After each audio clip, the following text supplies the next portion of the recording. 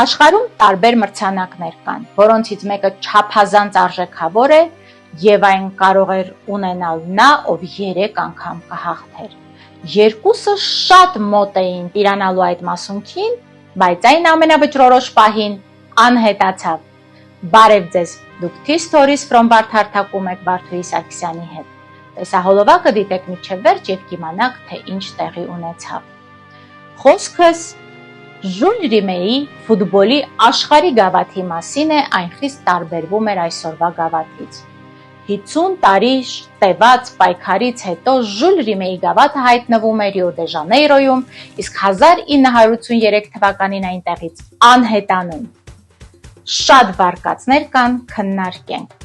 Ինտրիգը սկսվեց 1928 թվականին, երբ FIFA-ի հիմնադիր նախագահ Ժուլ Ռիմեն որոշեց, որ ֆուտբոլն արժանի է ավելիին։ Պատրաստեց 4 կիլոգրամ կշռող 30 սանտիմետր բարձրություն ունեցող գավաթը, սևով սպիտակի վերագրեց կանոնադրություն եւ ֆուտբոլը դարձավ աշխարհում համար առաջին մարզաձևը։ Գավաթի 4 կիլոգրամից 3.8-ը մաքուր ոսկուց էր, մնացածը արժեքավոր քարեր էին։ Այն հունական աստվածուհի Նիկեն էր, որ խորհրդանշում է հաղթանակ։ Նիկեն իր թևերով պահում էր 10 անկյուն ունեցող բաժակը եւ կանգնած էր նույնքան անկյուն ունեցող պատվանդանին, որի վրա պիտի գրվեր հաղթող հավաքականի անունն ու տարեթիվը։ Մինչ նրա վերջնական անհետանալը լրացվել էր 9 հավաքականի անուն, մի պատուհանը մնացել էր դատարկ, ու մինչ նրա վերջնական անհետանալը այն եւս 2 անգամ պիտի կորեր։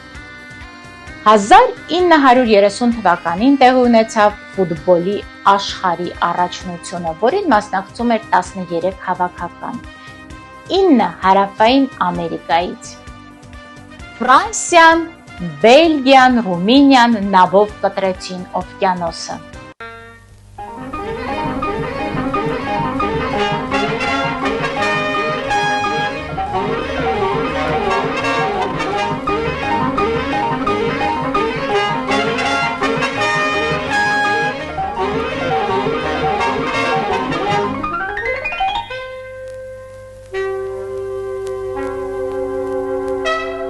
Որպիսի հասնեն Ուրուգվայ։ Նրանց հետ էր Ժուլ Ռիմեն եւ գավաթը։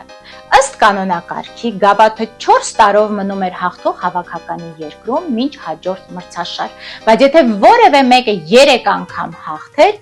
գավաթն ընդմիշտ մնում էր այդ երկրում։ 1930 թվականին հաղթեց Ուրուգվայը, 1934-ին Իտալիան, 1938-ին դարձյալ Իտալիան հաղթեց եւ գավաթը 8 տարով պիտի մնար այնտեղ, բայց փաստացի 16։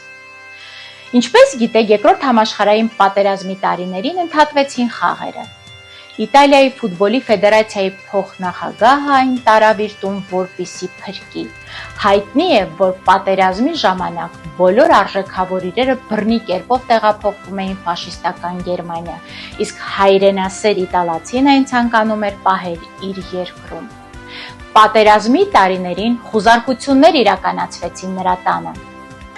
Товарищи, в чем дело, я спрашиваю? 1506, стул.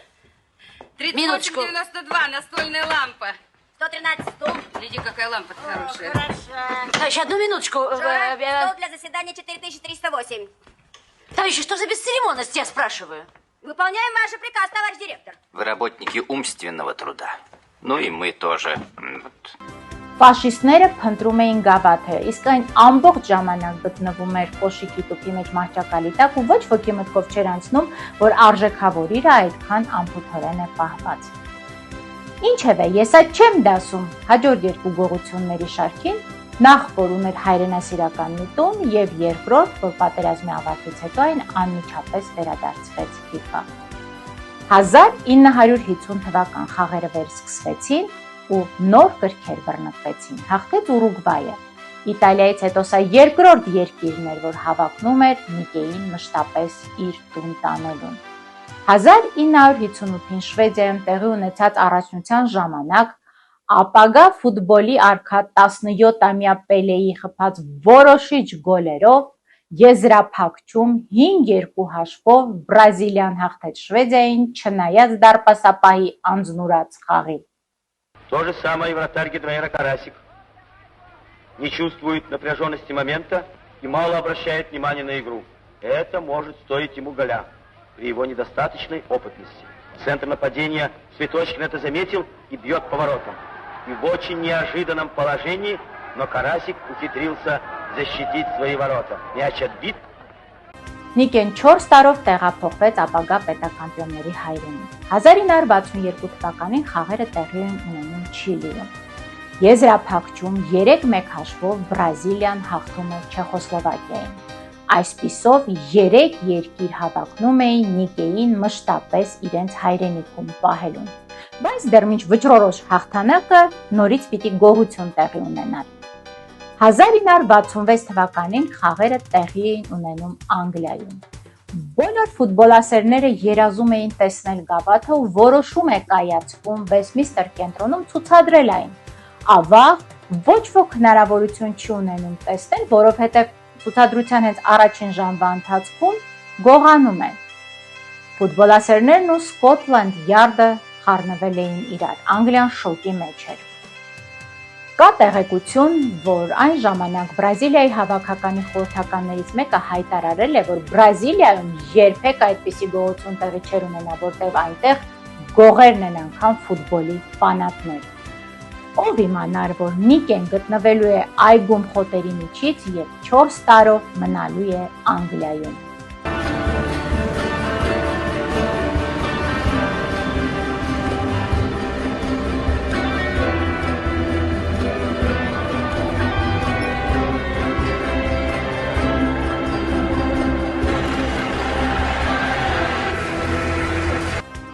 Լոնդոնի բնակիչ Դեյվիդը իր շան հետ զբոսնում էր այգում,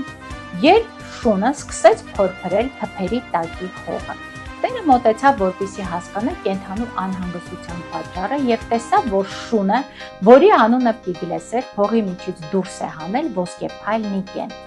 Նա անմիջապես գտածը տարավ Scotland Yard, որտեղ հաստատեցին, որ սա աշխարհահռչակ ֆուտբոլի գավաթն է։ Ելիզավետա II կողմից հատուկ մրցանակ շնորհվեց Պիգլեսին, թագավորական պալատը նրան ցմահ ապահովեց կերով։ 1970 թվականի ֆուտբոլի առաջնության խաղերը յուրահատուկ էին եւ անկրկնելի եզրափակչում Իտալիան եւ Բրազիլիան էին։ Ով հաղթեր, դառնալու էր Նիկեի մշտական տերը։ 4-1 հաշվով հաղթում է Բրազիլիան։ 1970 թվականին Բրազիլիայի հավաքականի ավագը The captain of Brazil gets the World Cup trophy. And for the 5th time, Brazil are world champions. Հիմք է դնում նոր ավանդույթի Ալբերտո Տորեսը գավաթը բարձրացնում է եւ պահում գլխավերևում։ Այս ավանդույթը կա մինչ օրս։ Այսպիսով Աստվածուհին տեղափոխվում է Ռիո դե Ժանեյրո մշտապես բնակվելու։ Բայց ստացվեց այնպես, ինչպես ստացվեց։ 1983 թվականին 7 կողպեքի տակ պահվող Նիկեի պատվանդանը մուրճով կոտրում են եւ այն իր բրոնեպատ ապակե արքով հանում շենքից։ Իհարկե սկսվեց հետախուզություն, իհարկե ձերբակալվեցին մարդիկ։ Գողերից մեկը աշխատում էր պահակակետում, որտեղ պահվում էր մասունքը, մյուսը ոսկերիչ էր, ում կասկածում էին այն ձուլելու եւ վաճառելու մեջ։ Ձերբակալվեցին 4 հոգի, նրանցից ոչ մեկը չխոստովանեց իր մեղքը։ Քանի որ գավաթը չկա, ընդունված է այն տեսակետը, որ այն ձուլել են եւ որպես ոսկի մաս-մաս վաճառել։ Ես համաձայն չեմ այս տեսակետին, գրեք ձեր կարծիքը։ Մենք կշարունակենք մեր հետախուզությունը եւ կպարզաբանենք նոր փաստեր։ Քանի որ 1970 թվականից Նիկեն Ռիոյում էր, 74 թվականից FIFA-ն ունի նոր գավաթ, դարձյալ ոսկուց մալախիտե պատվանդանի վրա։ Բոլորս այն տեսել ենք, բայց փոխվել է կանոնակարգը։ Հաղթող հավաքականը այն վերցնում է, նկարահանվում նրա հետ եւ անմիջապես վերադարձնում FIFA-ին, իսկ տուն տանում է բրոնզե կրկնօրինակը։ Եթե չփոխվեր կանոնակարգը, Նիկեին մշտապես տեր կարող էին դառնալ ևս 3 հավաքական, բացի Բրազիլիայից, Իտալիան, Գերմանիան, Արգենտինան։ Իսկ հաղթող հավաքականի անունը եւ տարեթիվը գրելու սովորույթը առ այսօր պահպանված է։ Գրում են գավաթի տակ, տեղերը սահմանափակ են, վերջանում են 2038 թվականին։ Ինչ կլինի, կիմանանք միասին։